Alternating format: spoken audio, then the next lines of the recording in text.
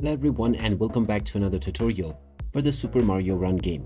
In this video, I'm going to show you how you can sign up or link your Nintendo account on this game. So let's get started right away.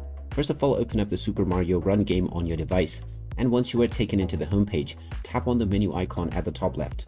Now from here you can tap on the link option, which will ask you whether you would like to link your Nintendo account. Tap on the link button once again, and then tap on the create or link a Nintendo account button. This will then take you into the Nintendo website where you can choose your Nintendo account or create a new one if you wish to do so. If you sign up to create a new one, you will simply need to provide your desired email address and then set up your password. Once you verify your account by providing the verification code, your account will be set. You can then click on the select this account option, and now this will link your Nintendo account with the Super Mario Run game right away.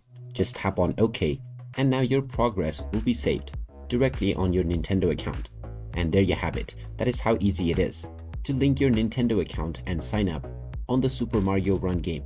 If you find this video helpful, don't forget to hit that like button and subscribe to our channel for more useful tips and tutorials.